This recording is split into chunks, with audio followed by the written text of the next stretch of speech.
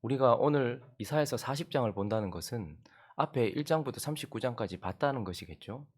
이사야 39장까지 봤던 것이 기억이 나십니까? 작년 이맘때, 작년 7월에 우리는 이사야서 1장부터 39장까지 살폈어요. 그리고 이제 1년이 지난 오늘부터 다시 남아있는 40장부터 66장까지 이사야서를 살펴보게 되었습니다. 물론 다 기억하고 계시겠지만 이사야서에 대해서 다시 한번 서론적으로 우리가 몇 가지 기억하고 넘어가야 될 부분들을 한번 생각해 봐야 되겠는데요. 이사야는 어쨌든 그 예언서, 선지서들 중에 몇 번째입니까? 네, 첫 번째 나오는 선지서들의 처음 시작이 뭡니까? 이사야, 예레미야 이렇게 지나가죠. 그래서 이사야서는 선지서의 첫 번째 성경입니다. 그리고요, 분량이 몇 장까지 있다고요? 66장까지 있어요. 그러니 다른 성경과 비교해봐도 최다 분량이라고 할 수 있고 선지서 중에는 단연 가장 많은 분량의 예언이 있다라는 것이죠. 그러니 선지서의 첫 번째고 분량 면에서도 첫 번째입니다. 그리고요, 이 66장 전체에 예언된 그 내용의 범위가 얼마나 넓은지 이사야서는 처음 이사야가 사역하던 당시에 그 백성들을 향하여서 그들을 향하여 경고하고 심판하는 내용들이 예언되어 있어요. 그리고요, 150여 년 뒤에 일어날 그들이 바벨론이라는 나라에 의하여 망하게 될 것과 포로로 잡혀갈 것, 그리고 70년의 이후에 다시 돌아올 것, 그래서 예루살렘을 다시 돌아오게 된다라는 150년 이후에 일어날 일까지도 예언되어 있습니다. 그것뿐인가 하면 700년 뒤에 오실 메시아이신 예수 그리스도의 오심과 그분의 십자가에 대해서도 이 이사야서에는 예언되어 있죠. 700년 뒤만이 아니라 궁극적 종말, 그러니 영원에 이르는 그 종말에 대한 이야기까지도 이사야서에 예언이 되어 있어요. 그러니까 이사야서는 그 당시부터 시작해서 궁극적 종말까지 아주 넓은 범위의 긴 그런 부분들을 예언하고 있다라는 것을 보게 되는데, 자, 첫 번째 나와서 이 많은 분량이 이 넓은 분량으로 이 넓은 범위로 예언을 하고 있는 이 이사야서는 그러면 무엇을 얘기하고 싶은 것일까요? 딱 한마디로 말한다면 이사야서의 저자가 누굽니까?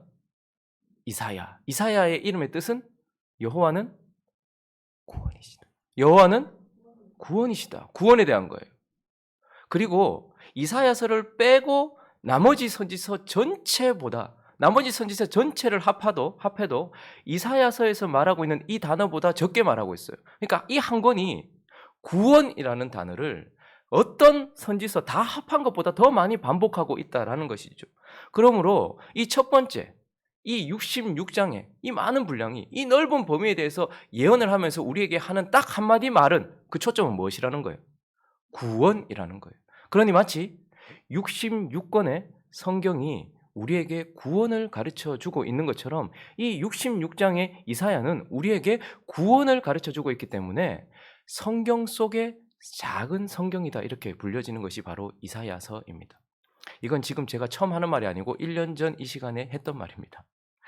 그리고 또 이제 구성면에서 살펴보면 1장부터 39장까지 봤다는 것은 그렇게 나눠진다는 거겠죠. 이사야서는 크게 두 부분으로 나눌 수 있어요. 1장부터 39장까지 첫 번째 부분이라고 할 수 있습니다. 그런데 이 첫 번째 부분은 하나님을 떠난 이스라엘 백성들을 향하여서 하나님께서 물론 그 좋은 일, 그들의 회복에 대해서 예언도 하시지만 1장부터 39장의 내용의 초점은 무엇이냐면 하나님을 떠난 이스라엘 백성들에 대한 경고예요. 그리고 그들을 향한 심판 메시지입니다. 마치 구약 성경이 선지서로 마무리 지으면서 하나님을 떠난 하나님의 백성들을 향해서 계속 선지자를 보내서 심판의 메시지, 경고의 메시지를 줬던 것처럼 1장부터 39장까지의 이 내용은 구약 성경처럼 경고와 심판의 메시지로 되어 있다는 거예요. 그리고 나머지 두 번째 부분은 40장부터 66장까지 이 27장의 내용인데, 27장의 내용은 회복, 구원, 그러니까 복음에 대한 메시지라는 것이죠. 그러니 마치 신약 성경이 예수 그리스도의 이야기로 시작하면서 27권의 신약이 구원과 복음과 회복에 대해서 말하듯이 27장의 이 후반부, 오늘부터 살펴보게 될 이 40장부터 66장까지 27 이 장은 우리에게 계속해서 회복과 구원에 대한 메시지를 주고 있는 것입니다. 그래서 이 부분을요, 구약 속의 신약 이렇게 부르기도 합니다. 우리는 오늘부터 이제 구약 속의 신약이라고 말하는 이 이사야서를 살필 텐데, 오늘 시작점에 보시면요, 3절을 한번 보실까요? 왜 구약 속의 신약이라고 말하는가?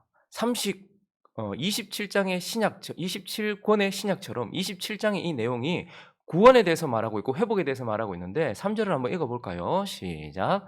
외치는 자의 소리여 이르되 너희는 광야에서 여호와의 길을 예비하라 사막에서 우리 하나님의 대로를 평탄하게 하라. 그러면 지금 광야에서 외치는 자의 소리 하면 누가 생각나십니까? 요한이 생각나시죠.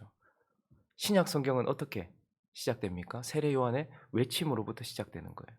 그래서 이 40장은 세례 요한의 사역을 우리에게 보여주면서 회복을 알리고 있는 신약과 같은 형식을 취하고 있습니다.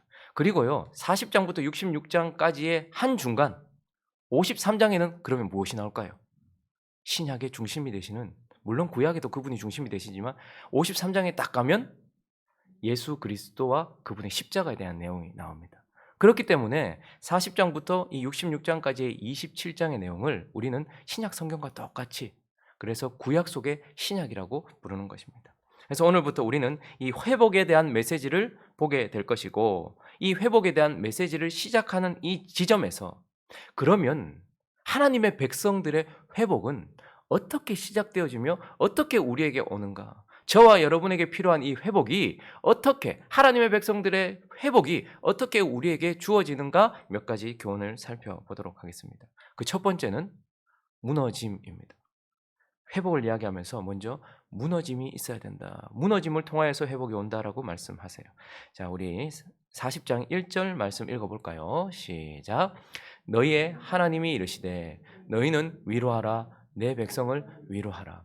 여러분 39장과 40장은 완전히 단절되어 있습니다. 39장의 끝은 어떻게 되어 있습니까? 저주로 끝나요. 하나님이 심판하시겠다고 끝나요.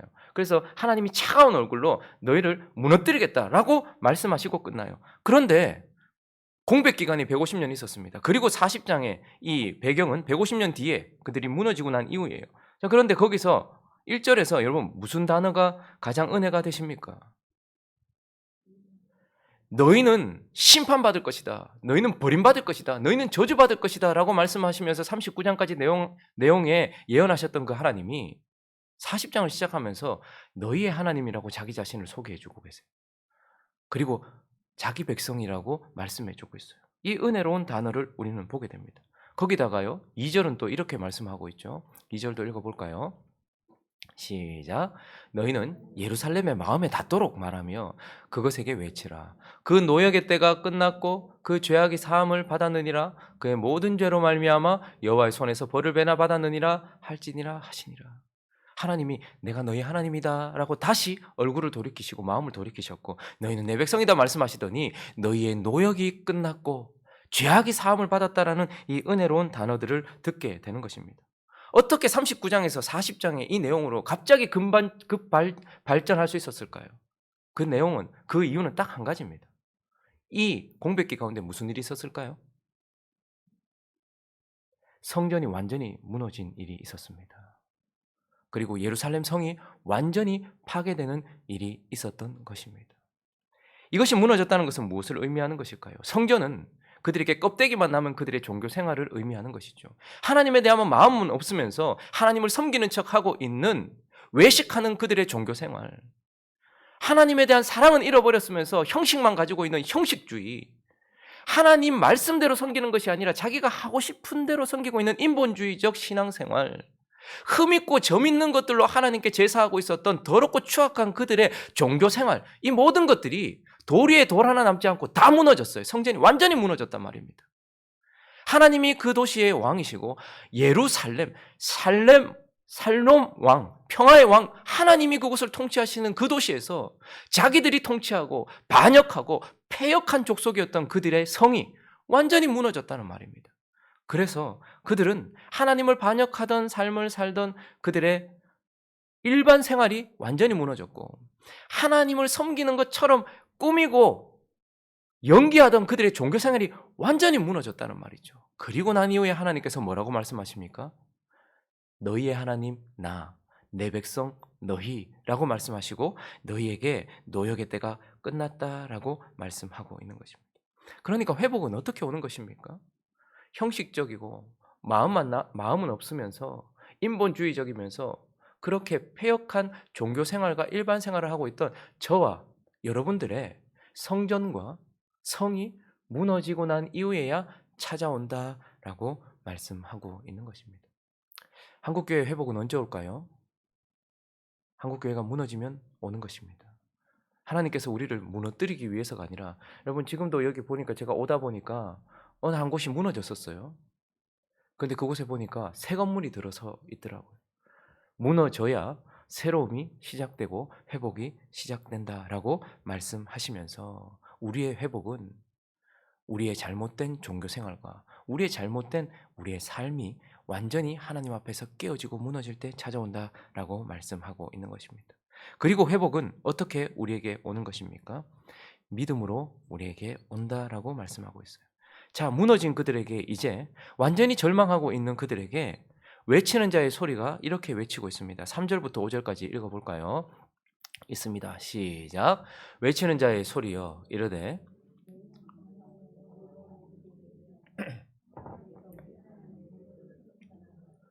골짜기마다 도두어지며 산마다 언덕마다 낮아지며 고르지 아니한 곳이 평탄하게 되며 험한 곳이 평지가 될 것이요 여호와의 영광이 나타나고 모든 육체가 그것을 함께 보리라. 이는 여호와의 입이 말씀하셨느니라. 외치는 자의 소리에 의하여서 여호와의 입이 하신 말씀, 너희는 너희가 갈 길을 예비하라는 것이 아니라 하나님이 너희에게 오실 길을 예비하라라고 말씀하고 있어요. 그래서 그분이 오시면 뭘 하겠다는 거예요. 4절 말씀처럼 골짜기마다 도두어지며 산마다 언덕마다 낮아지며 고르지 아니한 곳이 평탄하게 되며 험한 곳이 평지가 될 것이라고 하나님의 말씀이 외치는 자의 소리에 의하여서 우리에게 선포되었습니다. 동일하게 700년 뒤에 동일한 말씀이 선포되었습니다. 그래서 누가복음 3장을 가보시면요, 3절부터 6절까지 읽어볼까요? 시작. 요한이 요단강 부근 각처에서 와서 죄 사함을 받게 하는 회개의 세례를 전파하니 선지자 이사야의 책에 쓴 바 광야에서 외치는 자의 소리가 있어 이르되 너희는 주의 길을 준비하라. 그의 오실 길을 곧게 하라. 모든 골짜기가 메워지고 모든 산과 작은 산이 낮아지고 굽은 것이 곧아지고 험한 길이 평탄하여질 것이요 모든 육체가 하나님의 구원하심을 보리라 함과 같으니라. 지금 우리가 살펴보고 있는 이 말씀이 700년 뒤에도 동일하게 적용이 되고 실제가 되었습니다. 자, 그러면 이제 무너진 그들에게, 신약 성경이 시작될 때에는 어떻게 해요? 중간기가 있었죠.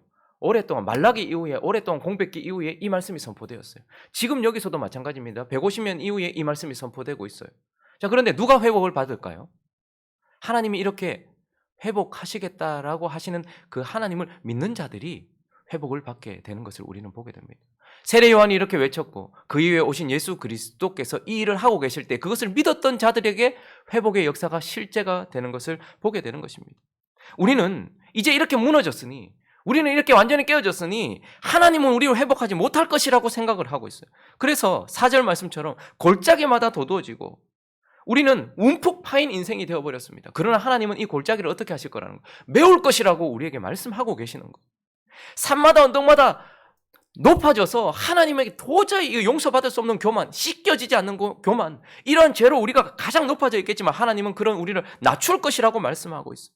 고르지 않고 이렇게 저렇게 굽어져 있는 우리가 평탄하게 되고 평지가 될 것이라고, 우리의 인생, 우리를 그렇게 만드실 것이라고 하나님이 외치는 자의 소리에 의하여서 말씀하시는데 누가 회복을 받는단 말이에요? 그렇게 하실 하나님을 믿는 자가 회복이 되더라는 말입니다. 참 우리는 하나님을 안 믿어요. 1장부터 39장까지 너희 하나님 앞에 지금 옳지 않다. 너희가 지금 자꾸 이스라엘 백성이라고 말하고 아브라함의 자손이라고 말하면서 성전이 있고 예루살렘 성에 있으니까 너희는 안전하다고 말하는데, 아니 너희는 망할 거야. 아무리 하나님이 말씀하셔도 안 믿었어요. 우리가 망한다고, 성전이 무너진다고, 말도 안 되는 소리. 그러나 하나님의 말씀처럼 성전이 무너졌어요. 돌 위에 돌 하나 남지 않고 무너졌어요. 그렇게 하나님이 심판 메시지를 선포하셔도 안 믿더니 참 우리의 악독함이, 회복하시겠다고 하시는 하나님의 말씀도 안 믿더라는 말입니다. 하나님이 교회를 회복시킬 거야? 너희 가정을 회복시킬 거야? 너희 자녀를 회복시킬 거야? 너를 회복시킬 거야? 이 나라를 회복시킬 거야? 라고 말씀하셔도 우리는 그 말씀도 안 믿더라는 말이죠. 그러나 누가 회복을 경험하게 될까요?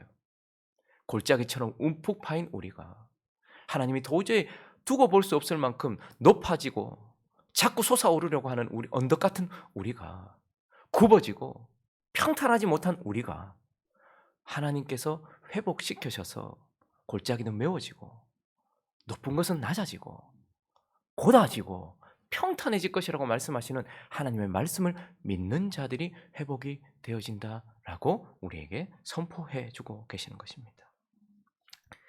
자, 그리고 마지막 한 가지. 우리는 어떻게 회복을 얻게 될까요? 무엇을 통해 회복을 얻게 될까요? 바로 예수다. 그분으로 통하여 우리는 회복된다라고 말씀하고 있습니다. 자, 6절부터 보시면 두 가지를 대조하고 있는데 6절부터 8절까지 한번 읽어볼까요? 시작. 말하는 자의 소리여 이르되 외치라. 대답하되 내가 무엇이라 외치리까 하니 이르되 모든 육체는 풀이요 그의 모든 아름다움은 들의 꽃과 같으니 풀은 마르고 꽃이 시들면 여호와의 기운이 그 위에 불미라. 이 백성은 실로 풀이로다. 풀은 마르고 꽃은 시드나 우리 하나님의 말씀은 영원히 서리라. 지금 육체 그리고 내 백성을 동일시하면서 육체를 입고 있는 우리는 뭐라고 말합니까? 쉽게 시들어버리는 풀이요 쉽게 시들어버리는 꽃이다라고 말하고 있어요. 동시에 내 백성도 어떻다는 거예요? 내 백성도 이렇게 시들어버릴 육체인 풀이다라고 우리에게 말하고 있어요. 그런데 이렇게 시들지 않고 영원하는 것과 이렇게 대조를 시키고 있는데 무엇은 영원하다고 말합니까? 말씀은 영원하대요. 우리는 쉽게 시드는 풀인데 그러나 말씀은 영원하대요. 그러니까 우리의 회복은 어디로부터 온다는 거예요? 말씀으로부터 온다라고 말하고 있어요. 풀과 같은 우리가 생명을 얻고 시들어버릴 우리가 회복을 얻는 것은 말씀을 통해서 영원한 말씀을 통해서만 얻는다라고 말하고 있어요. 자, 10절도 넘어가 볼까요?